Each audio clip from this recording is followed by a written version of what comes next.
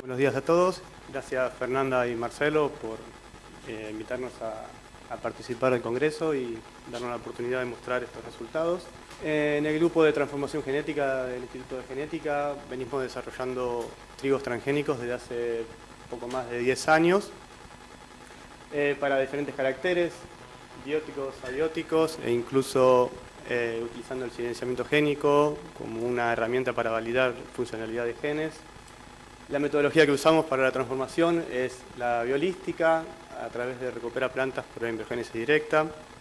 Y solemos usar un esquema de caracterización de los eventos que va en diferentes etapas y cada desarrollo tiene su forma de proceder en cuanto a la caracterización. Esto es un esquema general.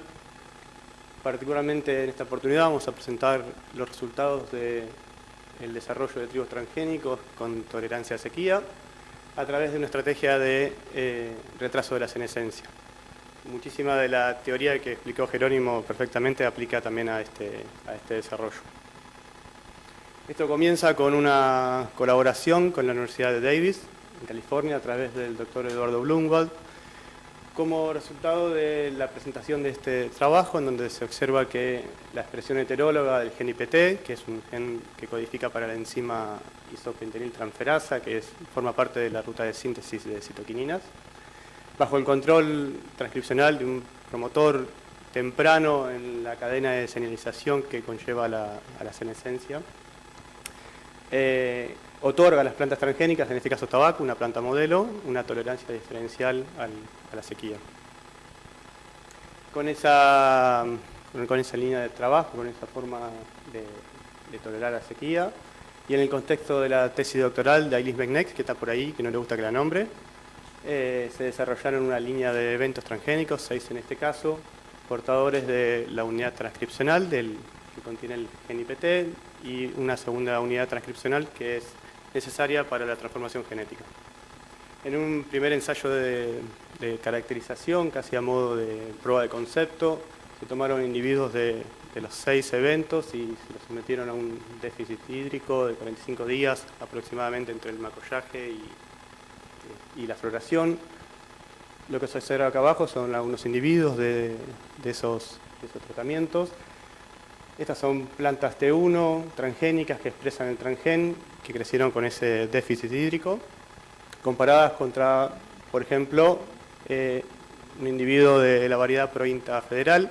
La variedad Prointa federal es el mejor control que tenemos porque es la variedad sobre la cual se introgresaron los transgenes. Y aquí tenemos una planta transgénica también que creció sin restricción de agua. Las diferencias más interesantes son las que observamos en las plantas transgénicas y no transgénicas que crecieron con régimen restricto de agua. Eso llevó a una segunda caracterización, ahora sí un poco más minuciosa, un poco más detallada, sobre todo en cuanto a cómo se controló la cantidad de agua. Se hizo un control gravimétrico en donde se pesaban periódicamente las macetas y se agregaba la cantidad necesaria de agua para mantener el tratamiento control en un régimen de 70% más o menos de capacidad de campo y llevar al tratamiento en estrés a una condición de 20-25% de capacidad de campo por un periodo de casi 30 días. Estas son unas fotos del ensayo en el cuarto de cultivo. En este ensayo además se midió otros parámetros, finología, componentes de rendimiento y se obtuvo mucha información que resumidamente lo llevó a que se destacaron 2 eventos de esos 6 iniciales que se probaron, a los cuales denominamos TR1 y TR4, y principalmente el componente que explicó esa diferencia en el rendimiento fue el número de granos por planta. Recuerden que esto era un ensayo de macetas pequeñas y una planta por maceta. La imagen muestra algunas espigas de TR1 y TR4, los eventos que dije que se destacaron sobre los demás, y Prointa federal, en este caso sin restricción de agua, y los mismos genotipos con restricción de agua, donde se ve la diferencia clara entre las espigas de los eventos y la del control no transgénico. Seguidamente pasamos a otro tipo de ensayo, ahora en condición de microparcela, en el invernáculo de bioseguridad por ser plantas reguladas. En este caso se trabajó sobre contenedores de 1 metro cúbico de tierra con 280 plantas por metro cuadrado para la densidad, en un diseño de bloque aleatorizado 2 tratamientos, control y estrés, 3 repeticiones. Nuevamente se ensayaron los eventos TR1, TR4 y el control.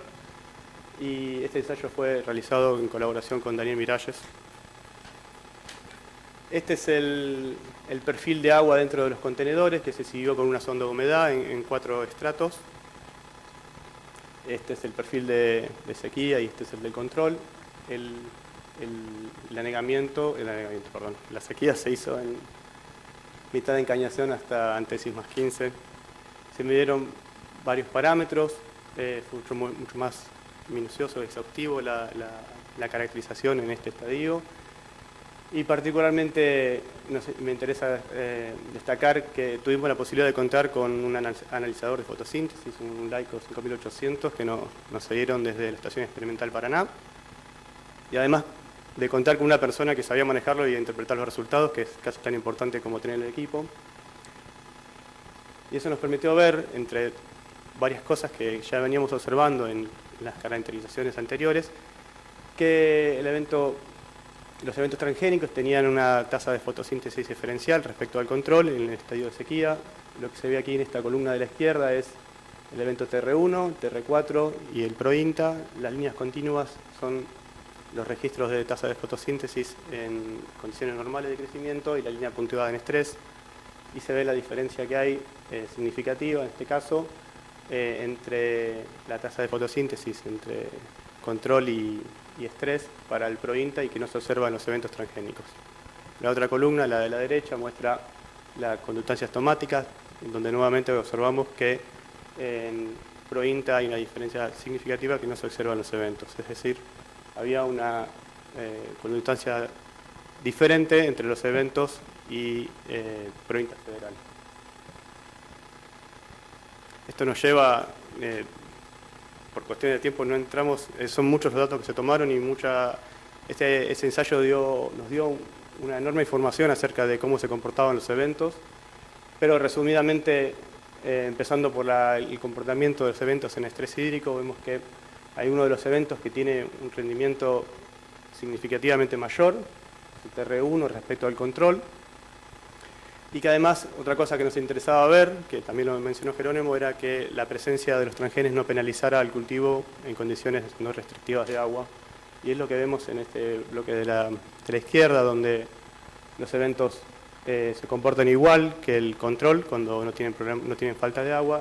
Y se observa una diferencia numérica no significativa de uno de los eventos respecto al control, al PROINTA.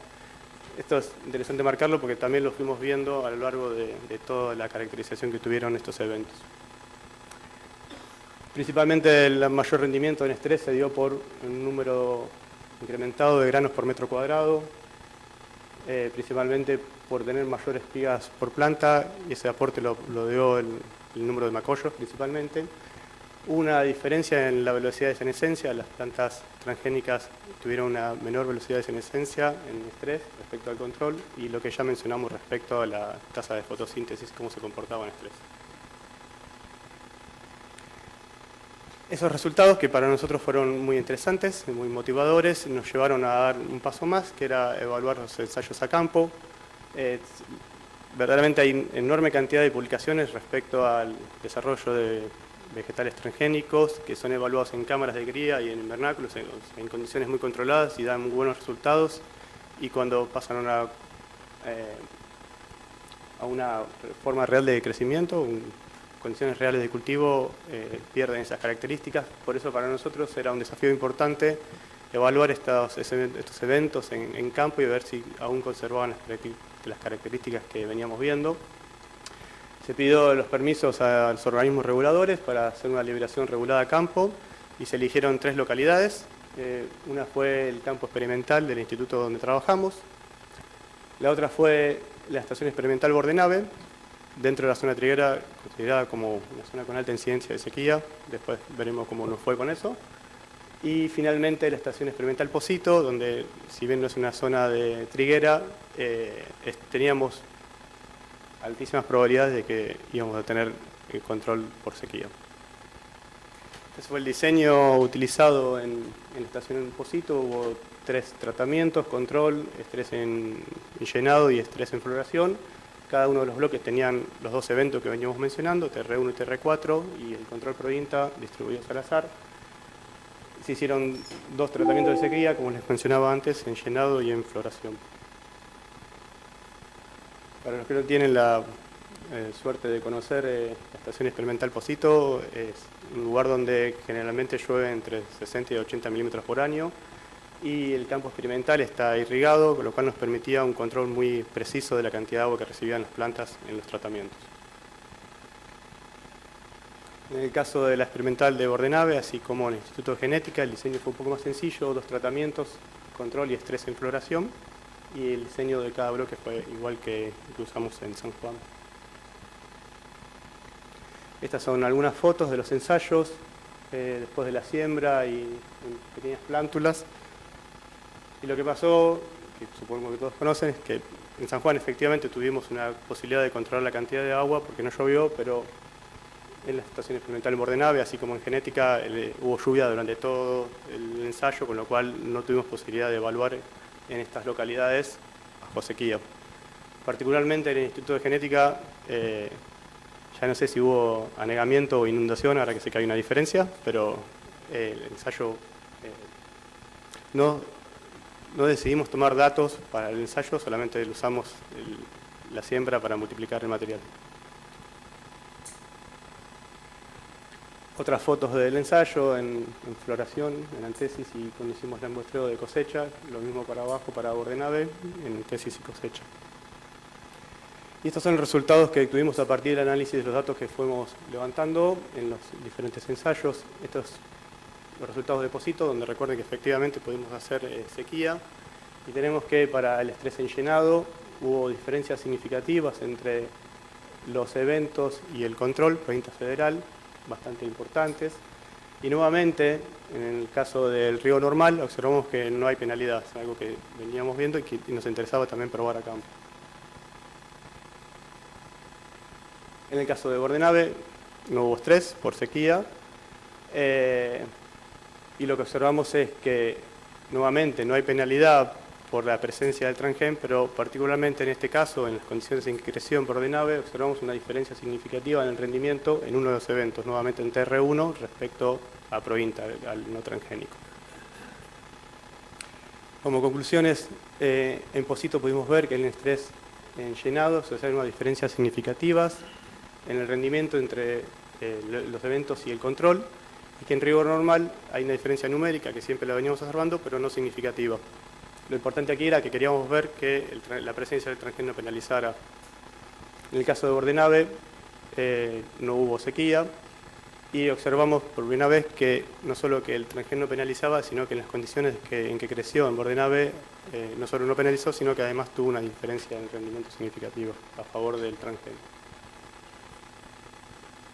Los próximos pasos en este desarrollo es el evento TR1 tiene 4 copias. Esto es una hibridación, un ensayo de hibridación molecular donde vemos las 4 copias del evento TR1. Lo que queremos hacer ahora es separar esas 4 copias y determinar cuál es la copia que otorga el carácter, cuáles son las copias que otorgan el carácter que estamos viendo, y además reemplazar el fondo genético por un fondo genético más actual. Lo estamos haciendo sobre el 15014, que es una variedad que nos pasaron del programa de mejoramiento de trigo. Porque lo otro que nos interesa saber es que ya sabemos que la presencia del transgén no penaliza en cuanto al rendimiento, y tenemos intenciones de averiguar o estar seguros que la presencia del transgén tampoco penaliza en lo que es la calidad del grano. Finalmente, no puedo nombrar a todos los que participan de ese desarrollo porque son muchísimas personas, al menos nombrar los grupos de trabajo, en el Instituto de Genética, el grupo de transformación, en Bordenave el grupo de mejoramiento y calidad vegetal, en Pocito el grupo de ecofisiología de cultivos, cátedra de cerealiculturas de FAUBA, la Universidad de Davis a través del Dr. Blumwald y el programa de mejoramiento de INTA. Eso es todo. Esta es una imagen del Instituto de Genética. Gracias.